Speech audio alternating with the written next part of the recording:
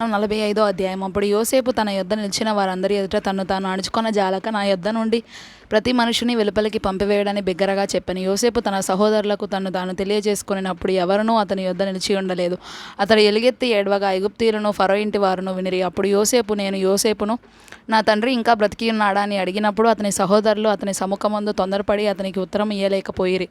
అంతటా యోసేపు, నా దగ్గరకు రండని తన సహోదరులతో చెప్పినప్పుడు వారు అతని దగ్గరకు వచ్చిరి. అప్పుడు అతడు, ఐగుప్తునకు వెళ్ళినట్లు మీరు అమ్మివేసిన మీ సహోదరుడైన యోసేపును నేనే.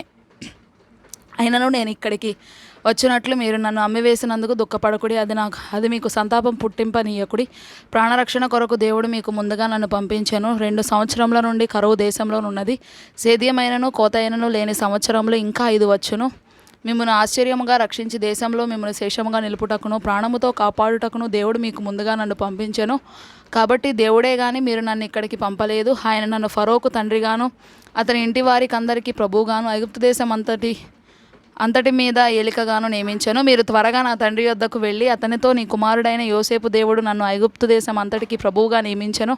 నా యొద్దకు రమ్ము, అక్కడ ఉండవద్దు. నీవు గోషెను దేశమందు నివసించెదవు. అప్పుడు నీవును నీ పిల్లలను నీ పిల్లల పిల్లలను నీ గొర్రెల మందలను నీ పశువులను నీకు కలిగినది యావత్తును నాకు సమీపముగా నుండును.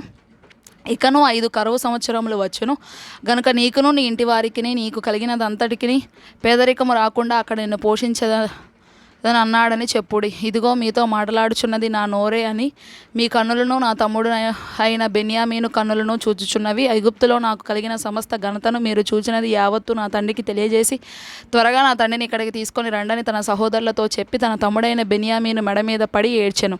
బెన్యామీను అతని మెడ మీద పడి ఏడ్చెను. అతడు తన సహోదరులందరినీ ముద్దు పెట్టుకొని వారి మీద పడి ఏడ్చిన తరువాత అతని సహోదరులు అతనితో మాట్లాడిరి. యోసేపు యొక్క సహోదరులు వచ్చిన వర్తమానము ఫరో ఇంటిలో వినబడెను. అది ఫరోకును అతని సేవకులకును ఇష్టముగా నుండెను. అప్పుడు ఫరో యోసేపుతో ఇట్లనెను, నీవు నీ సహోదరులను చూచి మీరిలాగు చేయుడి. మీ పశువుల మీద బరువులు కట్టి కనాను దేశమునకు వెళ్ళి మీ తండ్రిని మీ ఇంటి వారిని వెంటబెట్టుకొని నా యొద్దకు రండి. ఐగుప్తు దేశం అందలి మంచి వస్తువులను మీకు ఇచ్చేదను.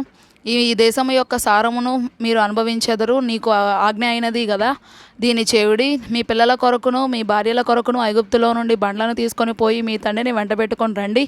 ఐగుప్తు దేశం అంతటిలోనున్న మంచి వస్తువులు మీవే అగును గనుక మీ సామాగ్రిని లక్ష్య పెట్టకూడని చెప్పమనగా ఇశ్రాయేలు కుమారులు అలాగుననే చేసిరి. యోసేపు ఫరో మాట చొప్పున వారికి బండ్లను ఇప్పించెను, మార్గమునకు ఆహారము ఇప్పించెను. అప్పుడు వారికి 2 దుస్తుల బట్టలు ఇచ్చెను. బెన్యామీనుకు 300 తులముల వెండియును 5 దుస్తుల బట్టలు ఇచ్చెను. అతడు తన తండ్రి నిమిత్తం ఐగుప్తులోనున్న మంచి వస్తువులను మోయిచున్న 10 గాడిదలను, మార్గమునకు తన తండ్రి నిమిత్తము ఆహారమును, ఇతర ధాన్యమును, తినుబండారములను మోయిచున్న 10 ఆడుగాడిదలను పంపెను. అప్పుడు అతడు తన సహోదరులను సాగనంపి వారు బయలుదేరుచుండగా మార్గమందు కలహపడకూడని వారితో చెప్పెను.